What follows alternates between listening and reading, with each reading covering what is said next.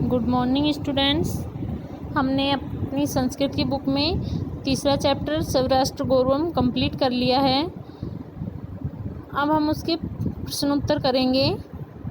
देखिए, पहला प्रश्न है भारतवर्षस्य उत्तरस्याम दिशि वर्तते, यानी कि भारतवर्ष की उत्तर दिशा में क्या है? हिमालय है। गायंती देवा के गीतकानी ये श्लोक कहाँ से लिया गया है? विष्णु पुराणात। कहाँ से लिया गया है? विष्णु पुराण से। अपि स्वर्णमयी लंका इत्यादि कह कम प्रतिब्रूते, कि इस प्रकार किसने किसके प्रति कहा था? राम है लक्ष्मणम प्रति। समान संस्कृति मताम जनानाम पितृपुण्य भू किम निगदते। समान संस्कृति वाले लोगों के लिए जो पितृपुण्य भूमि होती है उसको क्या कहते हैं? एक राष्ट्रम। क्या कहते हैं? एक राष्ट्र। राष्ट्रस्य उत्थान पतनयो अवलंबये कै वर्तते। राष्ट्र का उत्थान और पतन किसके सहारे होता है? राष्ट्रीय, राष्ट्र के लोगों के सहारे। लघुत्तरात्मक प्रश्न देखिए हमारे। पहला है भारते जन्म लब्ध्वा अपि यो जन सत्कर्म परांग मुख भवति स किम त्यक्ता किम प्राप्तुमिच्छति। यानी कि जो लोगों ने भारत में जन्म लिया है वो सत्कर्मों से विमुख होकर किसको त्याग कर किसको प्राप्त करना चाहते हैं? तो इसका आंसर होएगा भारते जन्म लब्ध्वा अपि यो जन है सत्कर्म परांग मुख भवति स पीयूष कलशम त्यक्त्वा विष भांडम प्राप्तुम इच्छति। सेकंड नंबर है विद्याया प्रकार द्वयम किम अस्ति। विद्याया प्रकार शास्त्रम च शस्त्रम अस्ति। यानी कि विद्या के जो दो प्रकार हैं कौन कौन से? शस्त्र और शास्त्र। पृथ्व्याम सर्वमानवा स्वम स्वम चरित्रम कस्य सकाशात शिक्षेरन्। पृथ्व्याम सर्वमानवा स्व स्व चरित्रम शिक्षाया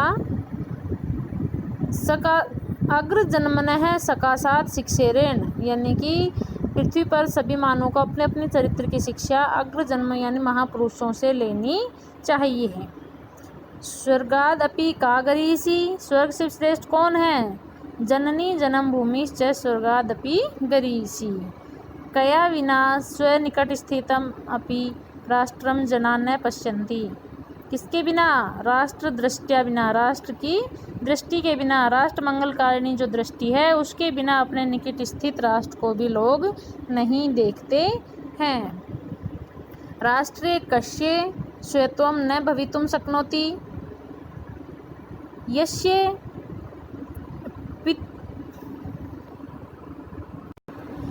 देखिए इसका आंसर यस्य पितृपुण्य भू न विद्यते तस्य स्वत्वम राष्ट्र स्वत्वम न भवितुम शक्नोति। यानी जिसके पास पितृपुण्य भूमि नहीं होती है वो राष्ट्र के स्वत्व को प्राप्त नहीं कर सकता है, स्वामित्व को।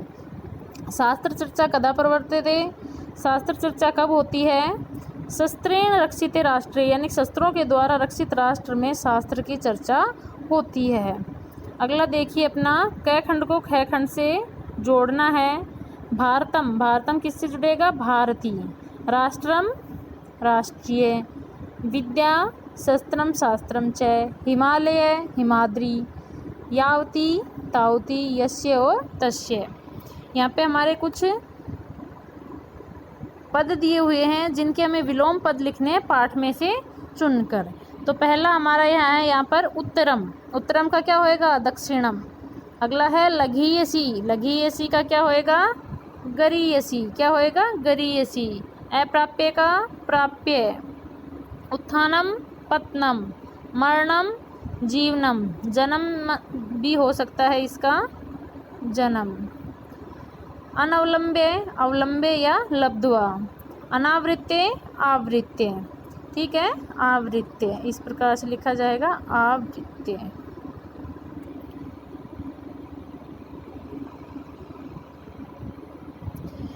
अगला है अधस्तन वाक्येषु स्थूल पदम आधृत्य प्रश्न निर्माण कुर्वन्तु। जो स्थूल यानी बड़े लिखे हुए हैं उन पदों का आधार करके प्रश्नों का निर्माण करना है। तो पहला है हिमालयात समारंभे इंदु सरोवरम यावत। यानी कि हिमालयात को मोटे अक्षरों में लिखा है तो इसकी जगह हम क्या लिखेंगे? कस्मात। क्या लिखेंगे? कस्मात समारभ्य इंदु सरोवरम यावत और क्वेश्चन मार्क लगा देंगे। ठीक है, यहाँ पे क्वेश्चन मार्क लगा देंगे कस्मात यहाँ पे लिख के। ठीक है।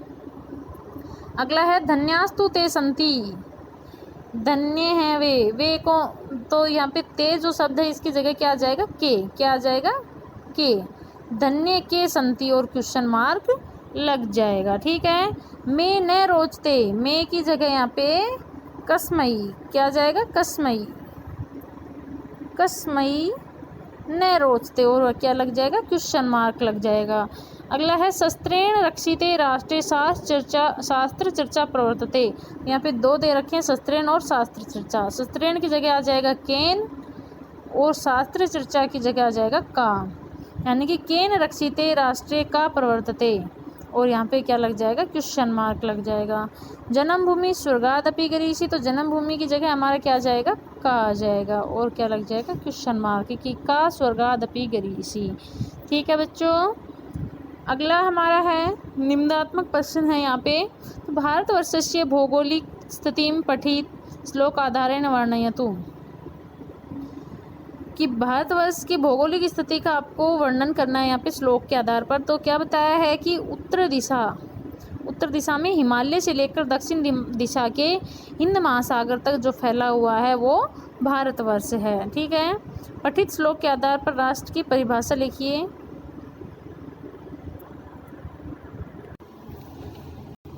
सेकंड नंबर का देखिए कि समान संस्कृति वाले लोगों की जो पितृ पुण्य भूमि होती है, जहाँ तक वहाँ तक का जो आवरण होता है उसको राष्ट्र कहते हैं। जैसे संस्कृत में समान संस्कृति मिताम यावती पितृ पुण्य भवति तावती भुवम आवृत्य राष्ट्रम एकम कथ्यते।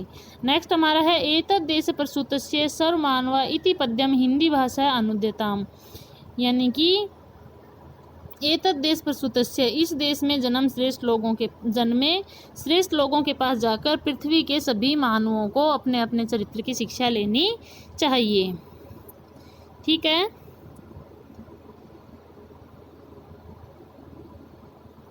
अगला है भारतवर्षस्य प्रशंसायाम एकम पद्यम लिख्यताम, कि भारतवर्ष की प्रशंसा के लिए एक पद लिखिए, यानी कि यहाँ पर जो जितने भी श्लोक बताए हैं सब में भारतवर्ष की प्रशंसा की गई है। यहाँ पर आप तीसरा, चौथा, पांचवा, छठा कोई सा श्लोक लिख सकते हैं। जैसे अपि स्वर्णमयी लंका न मे लक्ष्मण रोचते जननी जन्मभूमिश्च स्वर्गादपि गिरीशी।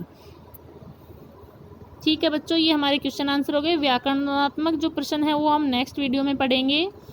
धन्यवाद बच्चों।